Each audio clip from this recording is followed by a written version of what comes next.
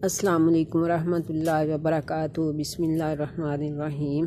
क्या हाल है व्यूअर्स, सब ठीक ठाक हैं।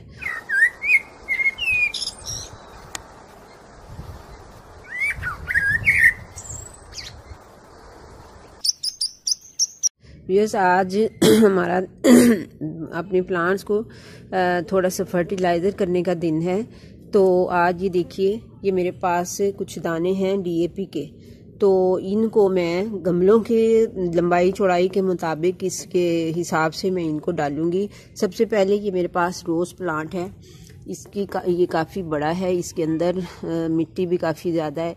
इसमें तकरीबन मैं 12-14 दाने डाल दूंगी।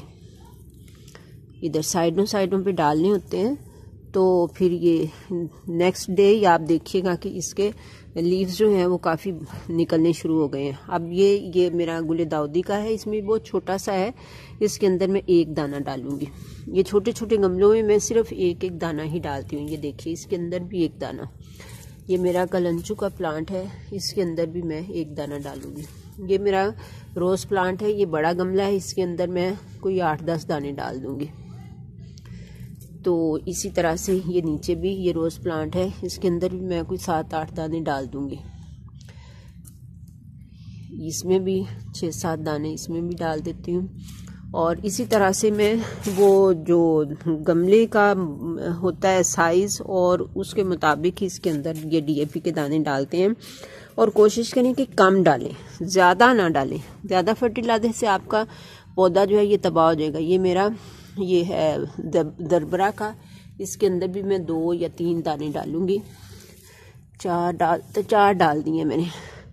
तो जितना हम फर्टिलाइज़र ज़्यादा देंगे उतना ही हमारा प्लांट जो है वो जल्दी तबाह हो जाएगा। कम देने से कुछ नहीं होता। ये देखिए, इसके अंदर भी मैं दरबरा में 4 दाने डाल दी। तो आजकल चूँकि फ्लावरिंग का सीज़न है, तो इस वजह से इनकी फ्लावरिंग जो है वो अच्छी हो जाती है। पहले मैंने हल्दी पाउडर और दालचीनी पाउडर डाला था, फिर मैंने राख डाली थी, और अब आज मैं ये डीएपी डाल रही हूँ। इनको फर्टिलाइज़र देना भी बहुत ज़रूरी होता है, लेकिन ये सिर्फ फ्लावरिंग प्लांट्स को, इनको नहीं। ये जो वेजिटेबल्स वगैरह हैं या फ्रूट्स वगैरह होते हैं, इनमें नहीं आपने देना। ऑर्गेनिक तरीके से इनको आप ग्रो करें तो फिर ही अच्छा रहता है। अब ये मेरा गिलार्डिया का प्लांट है, इसको भी फ्लावरिंग स्टार्ट हुई है, लेकिन चूंकि इसको मैंने क्यारी में लगाया हुआ है तो इसको मैं इसके अंदर डीएपी नहीं डालूंगी, इस वजह से कि मैं क्यारी के अंदर वेजिटेबल्स वगैरह भी डालती हूँ। मैंने इसमें लेमन प्लांट भी लगा रखा है, तो मैं नहीं चाहती कि इसकी रूट्स के अंदर वो जो है ये केमिकली खाद जो है वो दूं और वो केमिकल इसके अंदर जाए। तो घर में इस तरह के ये फ्रूट्स या वेजिटेबल्स वगैरह लगाने का मकसद ही यही होता है कि हमें केमिकल से बगैर चीज़ फ्राहम हो। तो इस वजह से मैं क्यारी में जो है ना ये डीएपी वगैरह नहीं डालती। अब ये हैं गेंदे के हैं, इनके अंदर भी मैं 2-2 दाने डाल देती हूँ थारे इसके डीएपी के। तो ये मेरे सनफ्लावर के प्लांट हैं, इनको मैंने सीड से ग्रो किया था। ये देखिए कितनी अच्छी बर्ड आ रही है। एक ये है और इसमें भी बर्ड बन रही है। तो ये मैंने सीड से ग्रो किए थे, इनमें भी 2-2, 3-3 दाने मैं डालूंगी। ये देखिए, एक ये मेरा सनफ्लावर का प्लांट है, एक ये है, एक ये है। तो ये सारे मैंने सीड से ग्रो किए थे।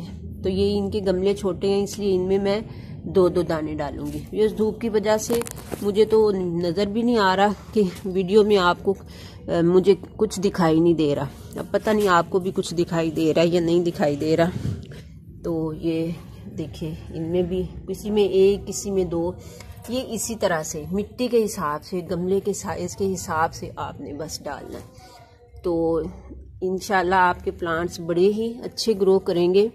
अगर तो व्यूअर्स, इस तरह की छोटी छोटी सी इन्फॉर्मेटिव वीडियोस बनाने का मकसद तो मेरा यही होता है कि वो लोग जो कि सिर्फ प्लांट्स को परचेज तो करके ले आते हैं, लेकिन बाद में उसकी केयर नहीं करते हैं, तो प्लांट्स तबाह हो जाते हैं। तो उनके लिए भी कुछ ये उनका भी भला हो जाए और उनको भी कुछ अवेयरनेस हो जाए कि ये किस तरह से प्लांट्स की केयर करते हैं। तो बस यही मकसद होता है। तो व्यूअर्स, आज तक के लिए इतना ही काफ़ी है। तो नेक्स्ट वीडियो तक के लिए मैं आपसे इजाज़त चाहती हूँ। अल्लाह हाफिज़।